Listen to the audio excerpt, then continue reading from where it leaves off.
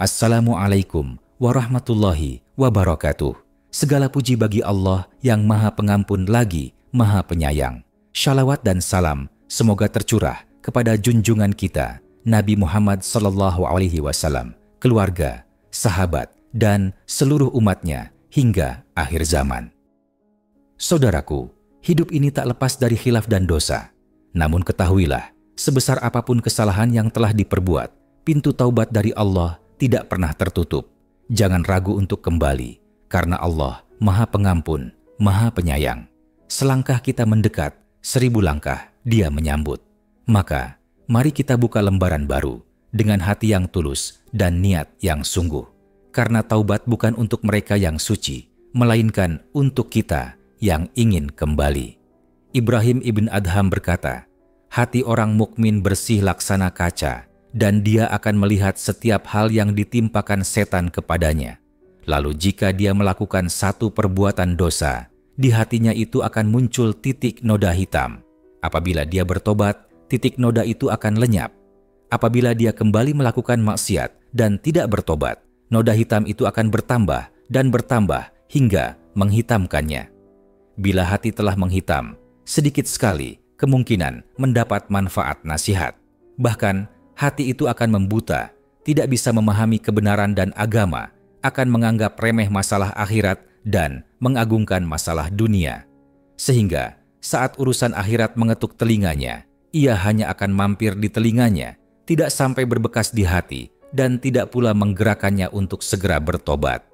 Allah Ta'ala berfirman, hai orang-orang yang beriman, janganlah kamu jadikan penolongmu kaum yang dimurkai Allah. Sesungguhnya mereka telah putus asa terhadap negeri akhirat, sebagaimana orang-orang kafir yang telah berada dalam kubur berputus asa. Al-Mumtahanah 13. Apabila tubuh sakit, makanan tidak akan memberinya manfaat. Apabila hati sudah tenggelam dalam cinta dunia, nasihat tidak akan memberinya manfaat. Apabila hati keras, nasihat tidak akan memberinya manfaat. Seperti bumi bila asin, hujan tidak akan memberinya manfaat. Dari sini bisa diketahui bahwa istighfar tidak akan bermanfaat bagi hati yang lalai, mati, dan menghitam karena banyaknya dosa dan lalai bertobat. Kalaupun dia beristighfar sepanjang hari sepenuh malam, bila hatinya seperti itu, sungguh istighfarnya tidak akan berbekas, bahkan mungkin malah menjadi sebab siksa dan kesengsaraan. Karena itu, Rabi'ah Al-Adawiyah berkata, istighfar, kita membutuhkan istighfar. Ciri tobat yang diterima tampak pada 8 perkara. 1. Setelah tobat, si pelaku akan khawatir dalam perkara lisannya. Maka, dia pun menjaga lisannya agar tidak sampai berbohong, menggunjing, dan bicara berlebihan. Lalu dia menyibukkan lisannya dengan zikir dan membaca Al-Quran. Kedua, dia akan mengkhawatirkan perkara perutnya. Maka dia menjaganya dengan tidak akan memasukkan makanan selain yang halal, walaupun hanya sedikit. Ketiga, dia akan mengkhawatirkan perkara matanya. Maka dia pun menjaganya agar tidak sampai melihat hal-hal yang haram atau memandang dunia dengan penuh hasrat. Dia hanya akan melihat dunia untuk mengambil pelajaran. Keempat, dia akan mengkhawatirkan perkara tangannya. Maka dia pun tidak mengulurkannya untuk hal-hal haram. Dia hanya akan mengulurkan tangannya dalam ketaatan. Kelima, dia akan mengkhawatirkan perkara kakinya. Maka dia tidak menggunakannya untuk berjalan dalam kemaksiatan. Dia hanya akan menggunakan kedua kakinya untuk melangkah di dalam ketaatan kepada Allah Ta'ala. 6. Dia akan mengkhawatirkan perkara hatinya. Maka dia pun segera mengosongkannya dari permusuhan, kebencian, dan kedengkian terhadap orang lain. Lalu dia mengisinya dengan nasihat dan rasa kasih terhadap sesama muslim. 7. Dia akan mengkhawatirkan perkara telinganya. Maka dia pun menggunakannya hanya untuk mendengar yang hak. Kedelapan, dia akan mengkhawatirkan perkara ketaatannya. Lalu dia menjadikan ketaatannya itu murni karena Allah Ta'ala, menjauhi riya dan kemunafikan. Dalam satu riwayat diceritakan bahwa dahulu ada seorang pemuda Bani Israel yang taat beribadah kepada Allah selama 20 tahun. Kemudian 20 tahun berikutnya dia bermaksiat. Saat memandang dirinya di cermin, dia melihat jenggotnya mulai memutih, dan itu membuatnya gelisah. Dia berkata, "Wahai Tuhanku, aku taat kepadamu selama 20 tahun, lalu aku membangkang kepadamu selama 20 tahun pula. Jika aku bertobat, akankah engkau menerima tobatku?" Tiba-tiba dia mendengar suara tanpa rupa. "Dulu engkau mencintaiku, maka aku pun mencintaimu.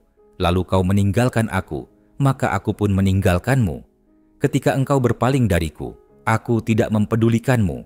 Namun jika engkau kembali kepadaku, aku akan kembali menerimamu."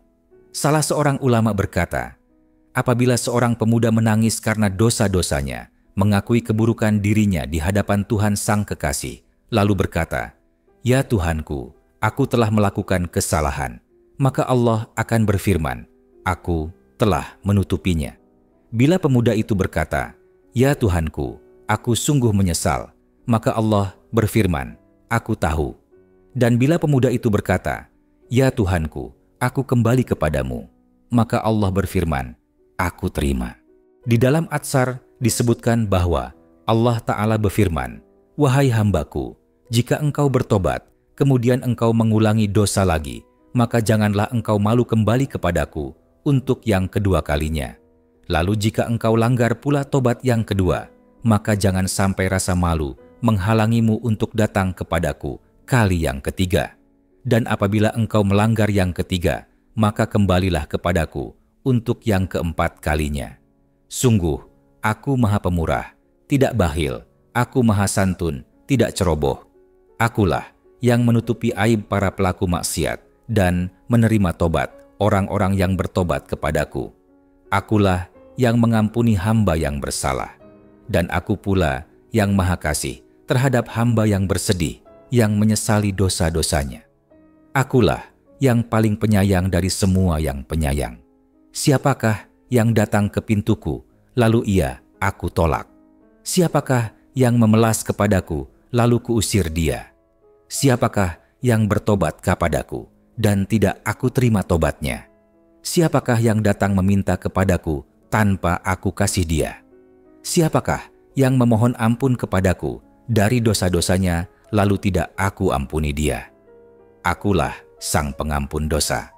Akulah Sang Penutup aib. Saudaraku yang dirahmati Allah, setiap dari kita pasti pernah salah, pernah jatuh, pernah merasa jauh dari Allah. Tapi ingatlah, seberapapun besar dosa kita, rahmat Allah jauh lebih besar. Maka jangan pernah malu untuk bertaubat. Jangan ragu untuk kembali, meski dosa itu setinggi gunung. Karena Allah tak menunggu kita datang dengan segunung amal, tapi Dia menanti dengan kasih saat kita datang dengan hati yang remuk dan penuh penyesalan. Jika hari ini engkau merasa hancur oleh dunia, jika engkau merasa lemah, kotor, dan tak layak, ketahuilah, justru saat itulah Allah paling dekat denganmu. Bukan karena kekuatanmu, tapi karena ketidakberdayaanmu. Maka kembalilah kepadanya. Taubatlah walau dengan linangan air mata. Langkahkan kakimu walau pelan dan tertatih. Karena Allah tidak melihat sempurnanya langkahmu, tapi tulusnya hatimu untuk kembali ke jalannya. Semoga kita semua menjadi hamba yang senantiasa kembali, yang tak pernah lelah mengetuk pintu ampunannya. Amin. Ya Rabbal Alamin. Akhirul kalam. Wassalamualaikum warahmatullahi wabarakatuh.